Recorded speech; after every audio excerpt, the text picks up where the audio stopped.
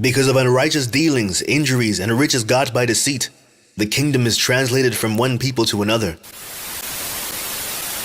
While the cotton industry introduced child slavery into England, in the United States it gave the impulse for the transformation of the earlier, more or less patriarchal slavery into a system of commercial exploitation. In fact, the veiled slavery of the wage laborers in Europe needed the unqualified slavery of the New World as its pedestal.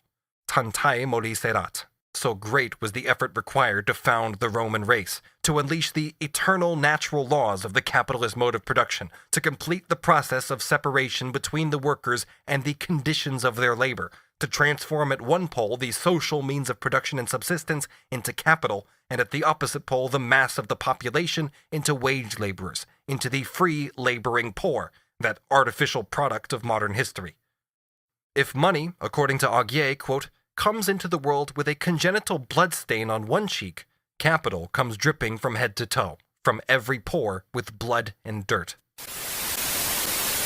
Well, we have connived at not repaying in this country for too long in every sense, and there are all kinds of excuses for not doing so. In fact, to investigate all the excuses would be to tell a whole long story, history of white racism in the United States. Slavery wasn't profitable, slavery wasn't good for black folks would waste the money, most of the money is gone, no living person benefited from slavery. The last point is nonsense, particularly, as if wealth was not inherited from generation to generation, as if investments shrunk rather than multiplying many times in value over the last 2 centuries since 1838. And if investments grow, think of what happens to unpaid debts. I guarantee you pay a higher rate on your mortgage loan than you get on your savings account. Debts only grow faster over time, and in many ways, slavery's debt has only grown over time. It is bigger now than it has ever been. It gets bigger every single day. We wait to start redeeming our debts. The debt for the nation seems enormous, beyond measure. Not even a Vermont socialist with wild hair can think of discussing it as a possibility in public policy. It seems beyond measure, and surely it is beyond measure in the moral and spiritual sense, perhaps even in the financial sense.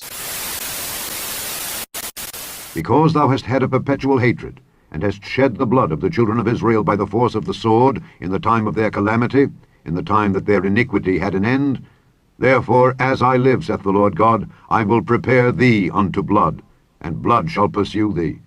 Sith thou hast not hated blood, even blood shall pursue thee. Bill, how confident are you that we as a global community will deal with the next pandemic better?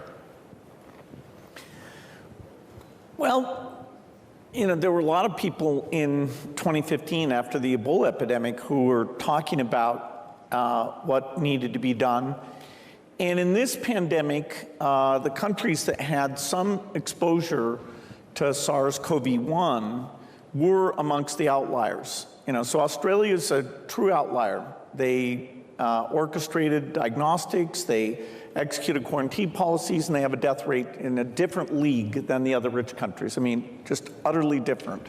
And everybody had the capability to do that. They, have less PCR machines than other rich countries. It wasn't something, they had more travelers coming in from China than other countries. So hopefully, given so many negative things, not just the millions of deaths and the economic toll, but the lack of schooling, depression, overdose deaths. I mean, it's hard to make the entire list. As you say, for men, more men died. For women, more women had unacceptable burdens thrust onto them.